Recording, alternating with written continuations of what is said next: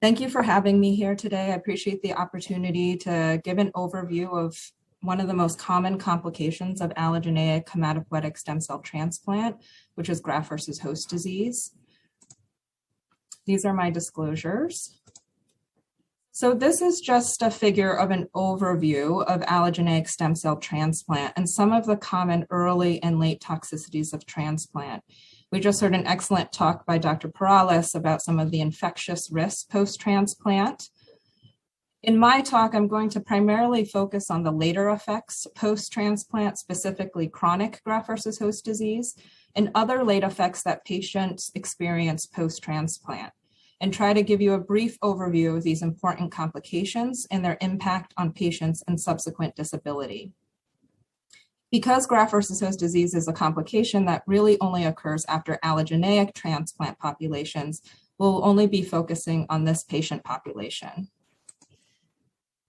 So what is graft-versus-host disease? So graft-versus-host disease, or what we call GVHD for short, is an inflammatory condition which can occur when the transplanted donor immune system recognizes the host or recipient as different and foreign, and the donor immune system can essentially cause an immunologic attack against the recipient or patient's organs, causing inflammation and further damage. Graft-versus-host disease is a major cause of morbidity and mortality following allogeneic stem cell transplant. Despite our current approaches we use to prevent graft-versus-host disease, depending on many other factors, we can see this up to 30 to 70% of patients in the form of acute graft-versus-host disease and up to 20 to 50% of patients in the form of chronic. And over the next couple slides, I'll review what the differences are in terms of acute and chronic graft-versus-host disease. GVHD and its treatment, which most often consists of prolonged immunosuppression, such as steroids, increases the risk of other complications such as infections, as we heard about, other organ toxicities, poor quality of life, and ultimately decreased survival.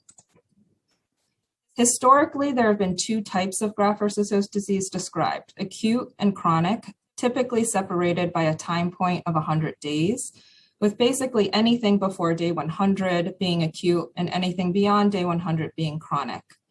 Over the last few decades, there have been much more consensus in establishing more clinical definitions and guidelines for graft-versus-host disease.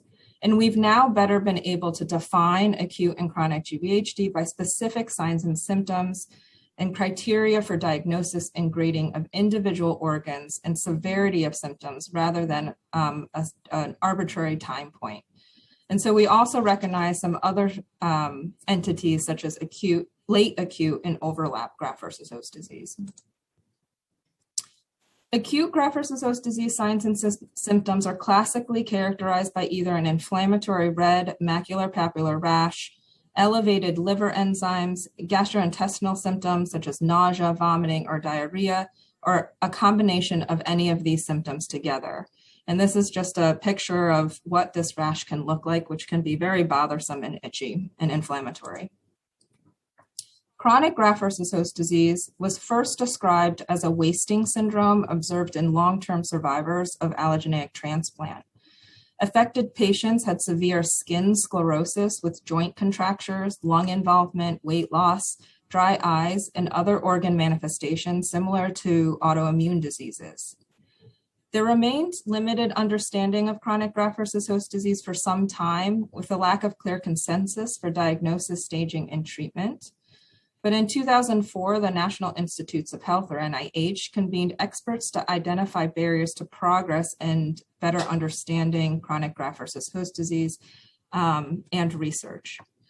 These working groups established consensus on criteria for diagnosis and scoring systems to describe the severity, which also importantly includes taking functional impact into account as well. Pictured here are just some of the more severe manifestations of chronic graft-versus-host disease, demonstrating skin changes of inflammation, ulcerations, sclerotic changes, as well as joint stiffness and tightness. Additionally, patients can develop severe dry eyes and dry mouth with lichenoid changes that you can see here, as well as ulcerations. Chronic graft-versus-host disease can additionally develop in the esophagus with difficulty swallowing, lungs with shortness of breath and cough, and several other organs such as the muscle and genitalia that can have fibrotic changes and impair functional status. So we talked a little bit about this in the first session about the incidence of chronic GVHD and whether some of these novel approaches can potentially decrease. But actually, several studies have demonstrated an increasing incidence of chronic graft-versus-host disease.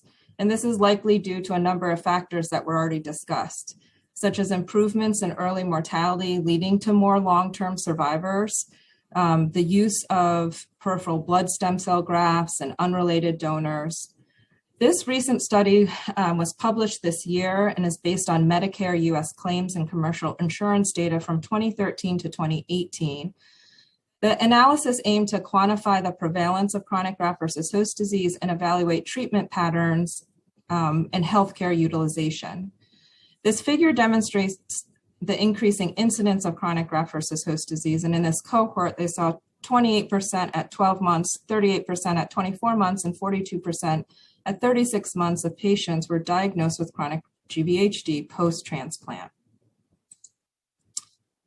As also mentioned previously, many analyses of long-term survivors of transplant, and this analysis from 2011, some years ago now, is of patients surviving at least 2 years, demonstrates that graft-versus-host disease after relapse is the leading cause of non-relapse related death post-transplant, and of course followed by infection as well as other organ toxicities and late effects. And I'll be talking a little bit more about this in the next few slides.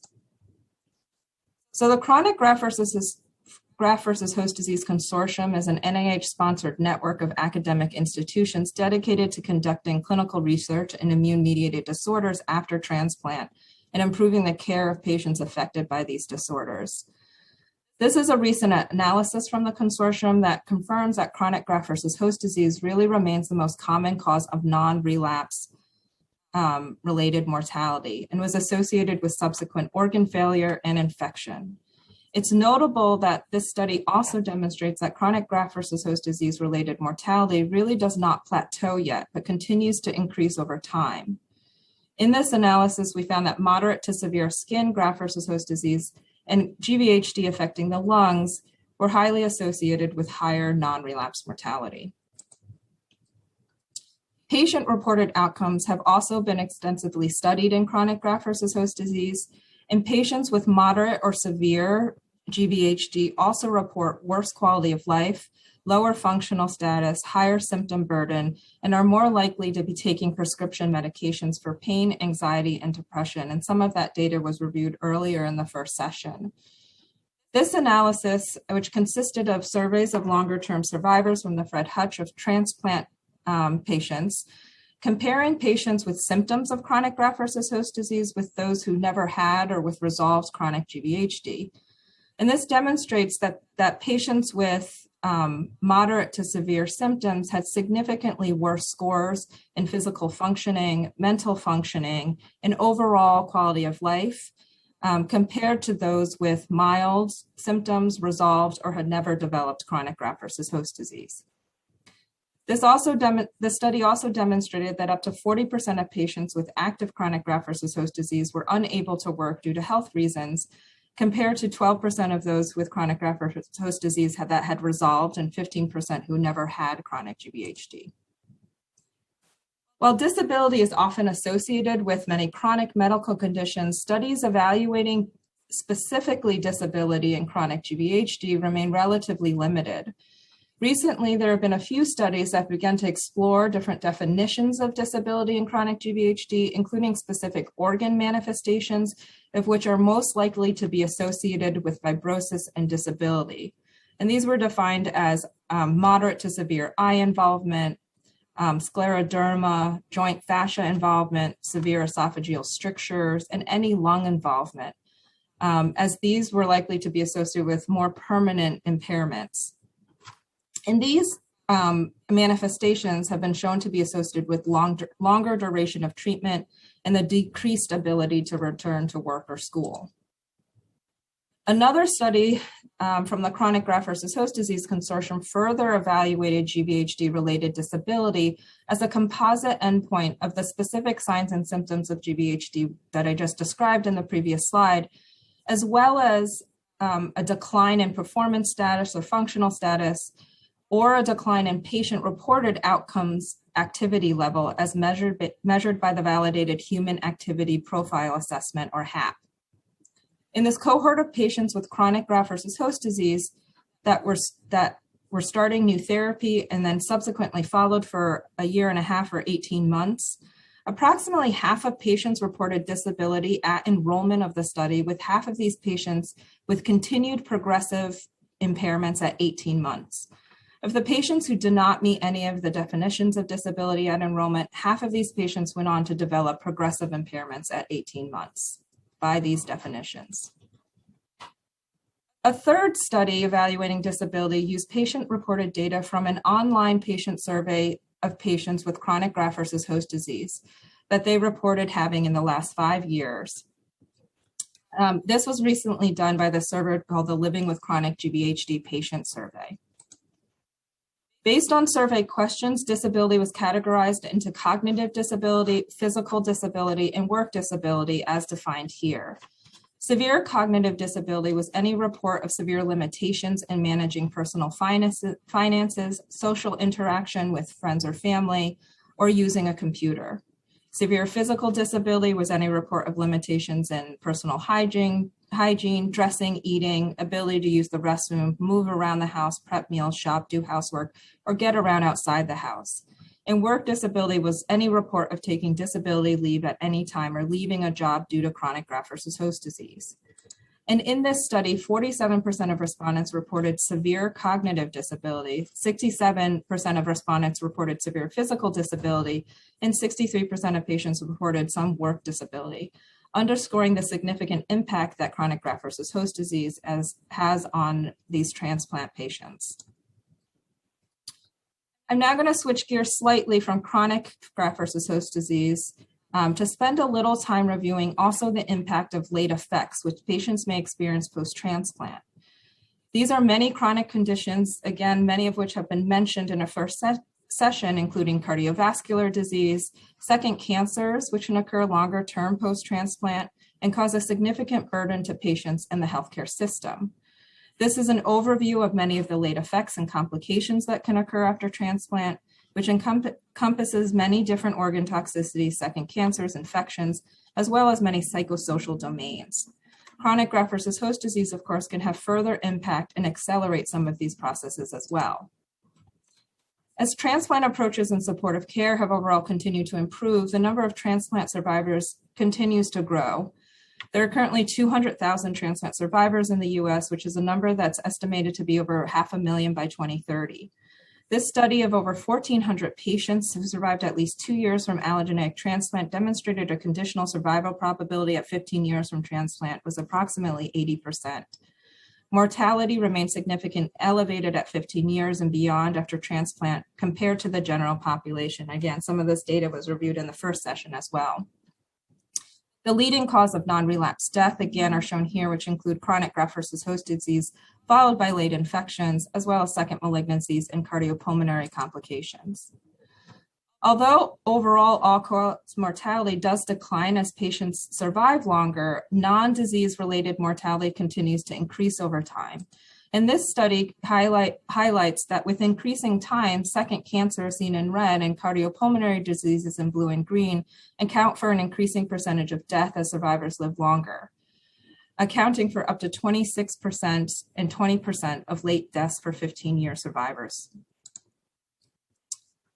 This is also a slide that we've seen before, that studies have evaluated the burden of chronic conditions in late morbidity in survivors of transplant.